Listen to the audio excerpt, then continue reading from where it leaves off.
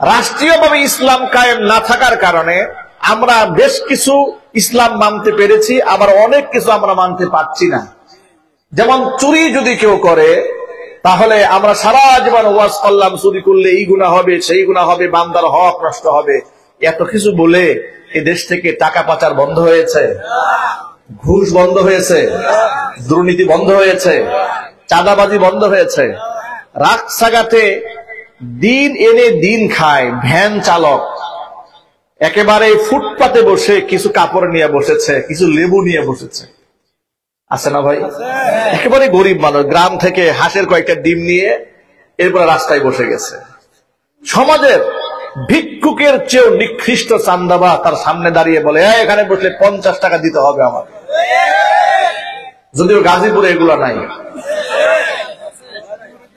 আরো যদি বলতে হবে আছে না নাই? গতকালকে এক নেতার বক্তব্য শুনে আমি তো আরো হতবাক হয়ে গেছি। নেতা বলছে, দেখেন এই যে দেশের পরিবর্তন হওয়ার পর আমার দলের লোকেরা কিছু কিছু চাঁদাবাজি করেছে, আমি করতে দিছি, কারণ আমার নেতারা 17টা বছর কিছু খায় নাই। নাউজুবিল্লাহ বলবেন না? তো ভাবা যায় একটা কেন্দ্রীয় নেতা যদি এ কথা বলে যে আমার নেতা আমার কর্মীরা 17টা বছর ধরে কিছু খায় নাই, এগুলি রোজা রেখেছে নাকি? এত না খাওয়া, এই জন্য চোখের সামনে হালাল হারাম জায়েজ নাজায়েজ কিছু দেখতেছে না, কোনটা পায়খানা আর কোনটা মাংস এগুলো ভাগ করতেছে না, পায়খানা সহ খাওয়া শুরু করেছে। কথা ঠিক কিনা চিল্লাই বলে? তো এগুলো আপনি কি করে বন্ধ করবেন? হয়তো আমাদের ওয়াজ শুনে জাহান্নামের ভয় আল্লাহর কিছু বান্দা ব্যক্তিগত তওবা করলো, কিন্তু আমূল পরিবর্তন কি করে হবে? আমূল সাধনটা কি করে হবে? মূল পরিবর্তন তো এমনিতে হবে না। এই যে আফগানিস্তানের দিকে একটু তাকান তো আপনারা। আফগানে তালিবান সরকার ক্ষমতা এসছে 4 বছর হল। 4 বছরে আমি বেশ কিছু তথ্য উপাত্ত বিভিন্ন জায়গা থেকে সংগ্রহ করেছি। তারা বলেছে 4 বছরে ধর্ষণের কোন ঘটনা সেই দেশে ঘটে নাই। সুবহানাল্লাহ আসতে বলেন। একটু কল্পনা করেন সেই রাষ্ট্রটা কেমন পরিচালিত হচ্ছে। সুবহানাল্লাহ বলেন। আর চিল্লায় কেন আল্লাহু আকবার। আপনারা শুনে অবাক হয়ে যাবেন। আচ্ছা, আমাদের দেশে স্বাধীনতা যুদ্ধে যারা অংশগ্রহণ করেছিল 1971 সালে, আপনারা আমাদের দেশে মুক্তিযোদ্ধা ভাতা আছে না? এই ফ্যানটা বন্ধ করে দেন, ফ্যান বন্ধ করে দেন। মুক্তিযোদ্ধা ভাতা কতজন মানুষ পায় আপনারা জানেন? এই তথ্যটা জানেন না? 11,000 মানুষ পায়। কতজন? আরো জোরে বলেন। বলা হয় 30 লক্ষ মানুষ শহীদ হয়েছে। আচ্ছা, প্রশ্ন হলো যদি 30 লক্ষ মানুষ শহীদ হয়ে থাকে তো 11,000কে ভাড়া দেন কেন? কমপক্ষে 30 লক্ষ পরিবার ভাতা পাবে। কথা ঠিক না ব্যাটি? জোরে বলেন। লজিক কথা বলতে হবে। এগুলা হচ্ছে বিভ্রান্তমূলক তথ্য, যেগুলো মিডিয়ার মাধ্যমে আমাদেরকে গিলানো হয়েছে, যার কোনো সত্যতা নাই। কথা ঠিক না ব্যাটি? জোরে বলেন। ছোট্ট করে বলি, মাত্র 11,000 মানুষ তারা রাষ্ট্রীয় ভাতা পাচ্ছে, অথচ আফগানিস্তান এত দুঃখ দুর্দশাগ্রস্ত একটা রাষ্ট্র। আমাদের দেশে স্বাধীনতা যুদ্ধ চলেছে মাত্র 9 মাস। কয় মাস? ওরা যুদ্ধ করেছে 20 বছর। কত বছর? 20 বছর। আমাদের দেশ লড়াই করেছে স্বজাতির সাথে, ওরা লড়াই করেছে পৃথিবীর পরাশক্তি আমেরিকার সাথে। আবার আমেরিকাই একা নয়, ন্যাটো জোট 48টা মিত্র রাষ্ট্রকে সাথে নিয়ে আফগানের মাটির তারা বোমা নিক্ষেপ করেছে। কোন কোন ঐতিহাসিক লিখেছেন পৃথিবীর এমন অসংখ্য ভূখণ্ড আছে এত ফোঁটা বৃষ্টির পানিও পড়ে নাই যতগুলা বোমা তারা নিক্ষেপ করেছে আফগানের মাটিতে। সেই যুদ্ধ বিধ্বস্ত সরকার ক্ষমতায় এসে, যেখানে তারা পৃথিবীর সমস্ত সুযোগ সুবিধা থেকে বঞ্চিত, পৃথিবীর অনেক রাষ্ট্র এখনো তাদেরকে স্বীকৃতি দেয়নি, যদিও এখন আনুষ্ঠানিকভাবে অনেকেই সম্পর্ক করার চেষ্টা করছেন।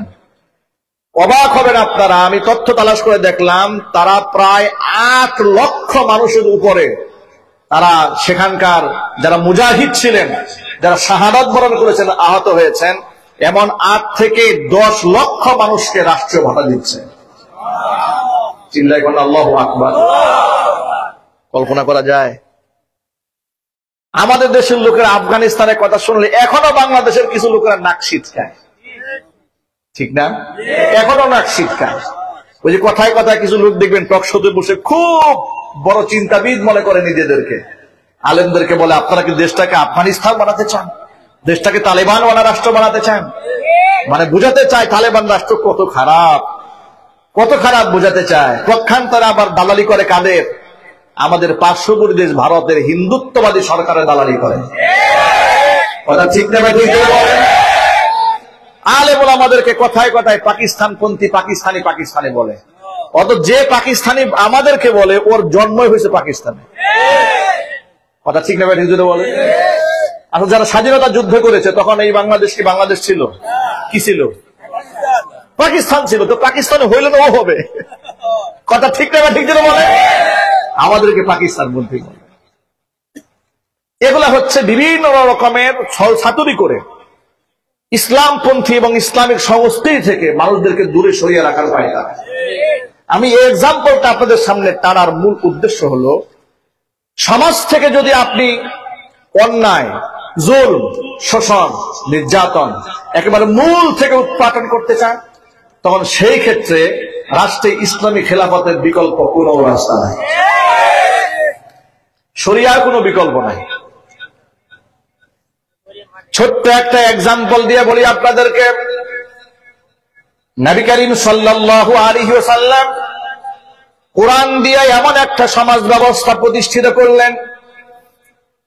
নবীজি সাল্লাল্লাহু আলাইহি ওয়াসাল্লাম বললেন, খায়রুল কুরুনি কারনি সুম্মাল্লাযীনা ইয়ালুনাহুম সুম্মাল্লাযীনা ইয়ালুনাহুম। পৃথিবীর মধ্যে যত যুগ আছে, যত জামানা আছে, সমস্ত জামানার মধ্যে শ্রেষ্ঠ জামানা হচ্ছে নবী মুহাম্মদ সাল্লাল্লাহু আলাইহি ওয়াসাল্লামের জামানা। এমন জামানা তৈরি হয়ে গেল, লোকেরা ধর্ষণ আর খুন করবে দূরের কথা, যদি চুপি সারেও কোনো গুনাহ কেউ করে ফেলতো, স্বেচ্ছায় নবীজির কাছে এসে ধরা দিত আর বলতো, নবীজি আমি তো গুনাহ করে ফেলেছি, আমার প্রায়শ্চিত্তের জন্য আপনি একটা ব্যবস্থা করে দেন। আমাদের দেশ কিংবা গোটা পৃথিবীতে যত বড় ধর্ষক হোক না কেন, ধরা যদি পড়ে অপরাধ স্বীকার করে? কথা বলে না। অপরাধ স্বীকার করে? চোর কি নিজের চোরের কথা স্বীকার করে? খুনি কি তার খুনের কথা স্বীকার করে? না, স্বীকার করে না। ধরা পড়লেও স্বীকার করে না, আদালতে দাঁড়িয়েও মিথ্যা কথা বলে। কথা ঠিক না? ঠিক জোরে বলে। প্রিয় ভাইয়েরা আমার, ব্যভিচার করেছে, ডকুমেন্ট আছে, প্রমাণ আছে, সব কিছু থাকার পরেও স্বীকার করে। পক্ষান্তরে এমন সমাজ ব্যবস্থা নবীজি সাল্লাল্লাহু আলাইহি ওয়াসাল্লামের জামানায় কায়েম হয়ে গেল। একজন সাহাবীর নাম হচ্ছে মাইজ ইবনে মালিক আল আসলামি আল আনসারী রাদিয়াল্লাহু তাআলা।